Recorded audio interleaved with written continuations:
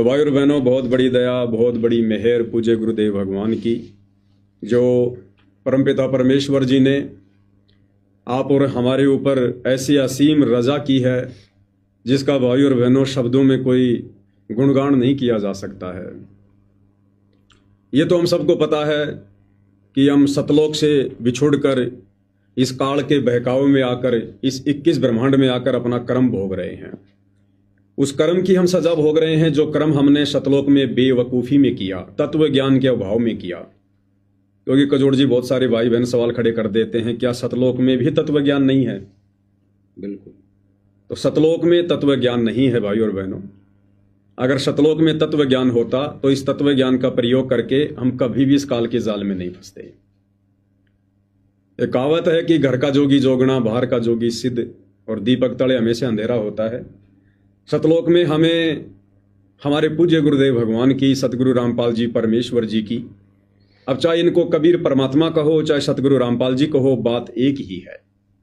जैसे यही कबीर परमात्मा जब सतयुग में आए तो सतसुकृत ऋषि के नाम से आए, त्रेता में आए तो मुनिंद्र जी के नाम से आए, द्वापर में आए तो करुणामय जी के नाम से आए, 650 साल पहले आए तो कबीर जी के नाम से आए, उसके बाद 300 वर्ष पहले आए तो आदरणीय गरीबदास जी के नाम से आए, वर्तमान में सतगुरु रामपाल जी के नाम से आ गए।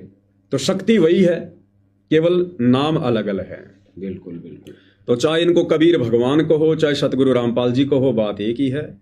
तो हम मंदबुद्धि लोगों ने, हम बेवकूफ़ लोगों ने सतलोक में बहुत बड़ी गलती कर दी थी।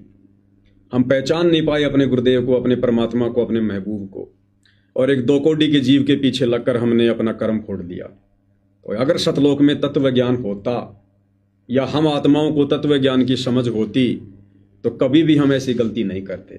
बिल्कुल सही। जहां हम सर्व सुविधा अपने परमपिता परमेश्वर के भंडारे से ले रहे थे, बिल्कुल सर्व सुख थे वहां पर। यहाँ हम एक 4 व्हीलर गाड़ी के लिए मारे मारे फिरते हैं, ले लेते हैं तो फिर जो किस्तों वाले हैं वो पीछे पीछे भटकते रहते हैं। बिल्कुल बिल्कुल। वहाँ हमारे बड़े बड़े महल, गुरुदेव सत्संग में कहते हैं कि बच्चों, जितनी बड़ी ये पृथ्वी है इससे बड़े बड़े तो एक एक आत्मा के वहां पर महल हैं। महल है, बिल्कुल। उनके आगे बड़े बड़े गार्डन हैं, तुम्हारे पर्सनल विमान खड़े हुए हैं। ऐसी सुख सुविधाओं को ठोकर मार के त्याग कर, और हम अपने जैसे एक 2 कोडी की आत्मा, जिसको वर्तमान में काल कहते हैं, उसके चक्कर में फंसकर हमने अपने कर्म फोड़ लिए। अगर तत्व ज्ञान होता, हमें समझ होती, हम कभी भी ये गलती नहीं करते। बिल्कुल। तो हमें वो तत्व ज्ञान समझाने के लिए परमपिता परमेश्वर कबीर जी वर्तमान में सतगुरु रामपाल जी के नाम से प्रकट होकर अपनी पहचान करवाने के लिए, अपनी महिमा को समझाने के लिए कि परमात्मा कितनी अनमोल वस्तु है। बिल्कुल। और परमात्मा से दूर होकर, गुरु कहिए चाहे परमात्मा कहिए, एक ही बात है। क्योंकि वो परमात्मा कबीर जी ही हमारे गुरु बनकर हमारे को सतलोक जाने का मार्ग बताते हैं। सही। कि भाई अपने परमात्मा से दूर होकर, अपने सतगुरु से दूर होकर कभी कोई सुखी नहीं रह सकता है। चूंकि अब ये बात हमें बखूबी समझ में भी आ चुकी है। बिल्कुल। और अब हम सतलोक जाने के बाद वो गलती नहीं करेंगे जो गलती हमने कभी की थी। बिल्कुल। क्योंकि ये गलती अब हम यहीं पर नहीं कर सकते।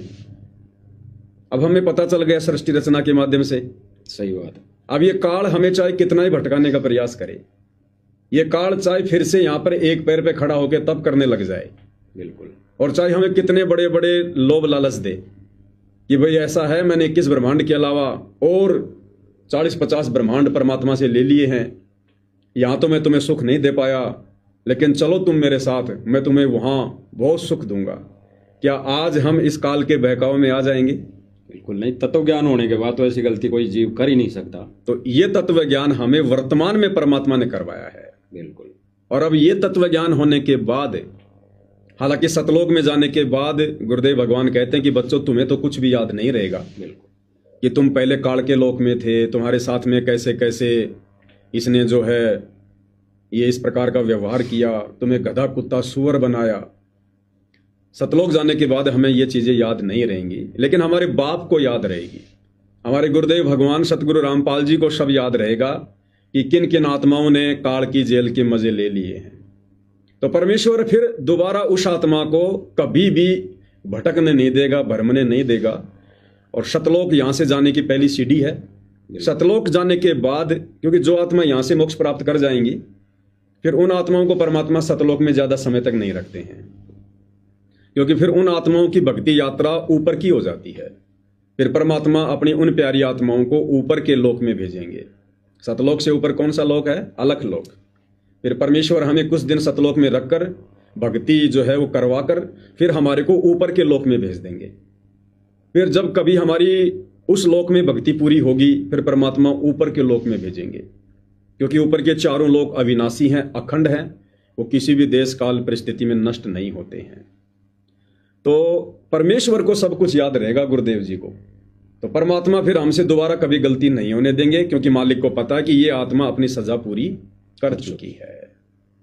और आप और हमें यदि सतलोक में जाने के बाद भी ये याद रहा, इस काल के लोक के दुख, ये कष्ट, तो फिर हम उसको सतलोक की संज्ञा नहीं दे पाएंगे। क्योंकि जब ये बातें हमें याद आएंगी तो कहीं ना कहीं हमें दुख होगा, और फिर हमें ये भी नजर आएगा कि भाई मैं तो आ गया, लेकिन वहां जो मेरे बेटे थे, मेरी बेटियां थी, मेरी पत्नी थी, मेरे माता पिता थे, वो तो आए नहीं। फिर भी हमें कष्ट बना रहेगा। जैसे गुरुदेव हमें एक छोटी सी कथा सुनाते हैं महाभारत की, कि जिस समय महाभारत के युद्ध के बाद पांचों पांडव हिमालय में जाके तपस्या करके और जब वो स्वर्ग को गए, तो जो युधिष्ठिर था वो काफी धर्मात्मा था, उसको तो स्वर्ग में जगह दे दी। बिल्कुल। बाकी जो 4 पांडव थे, जो कुंती थी, उनको ठोक दिया नरक के अंदर।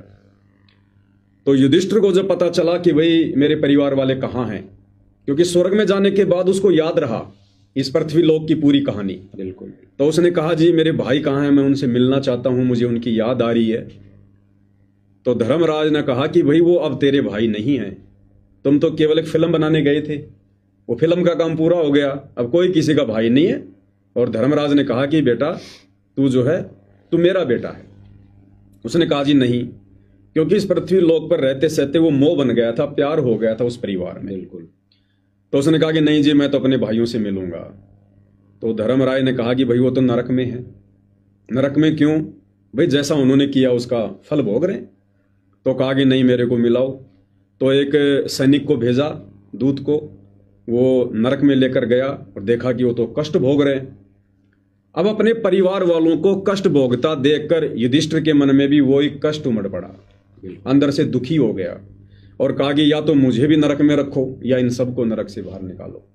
तो कहने का मतलब है, अगर हमें इस गंदे लोक की याद, जो असहनीय कष्ट हमने यहाँ अपने परमपिता से विश्वासघात करके भोगे हैं, अगर हमें सतलोक में याद रहे, तो फिर हमें कहीं ना कहीं दुख होगा। फिर बिल्कुल हमें कहीं ना कहीं परेशानी होगी, हमें याद आएगी। और सतलोक में कहते हैं कि वहां तो दुख नाम की चीज नहीं है, वो तो सुख का सागर है, वहां तो लहर की मेहर अनवरत बरसती रहती है। बिल्कुल। तो कहने का मतलब है, जैसे हमें अपना पिछला जन्म याद नहीं है, हम पिछले जन्म में कहाँ थे, किस घर में थे, किस धर्म में थे, किस जाति में थे, किस देश में थे, और हम किन उन परिस्थितियों में थे, दुख में थे या सुख में थे, हमें पिछला जन्म कुछ भी याद नहीं है। बिल्कुल। अगर हमें पिछला जन्म याद आ जाए तो तमाम वो घटनाएं हमारे दिमाग में घूमने लगेंगी। बिल्कुल। हो सकता है हमारा मोह, हमारा प्रेम, हमारे उन पोतों में, हमारे उन बेटों में, उस संपत्ति में जिसको हम जोड़ जोड़ के छोड़ के आए थे, कहीं ना कहीं हमारा मोह उनमें व्याप्त होगा, हम दुखी होंगे। बिल्कुल। तो जब ये कबीर परमात्मा हमें इस गंदे लोक में हमारा पिछला जन्म याद नहीं रहने देता, तो सतलोक तो सुख का सागर है, फिर वहां जाने के बाद हमें कुछ भी याद नहीं रहेगा। फिर परमेश्वर हमें ऊपर के लोकों में भेजेंगे और फिर हम कभी भी वापस ना ही तो ऐसी गलती करेंगे और ना कभी हम ऐसी सजा भोगेंगे। बिल्कुल।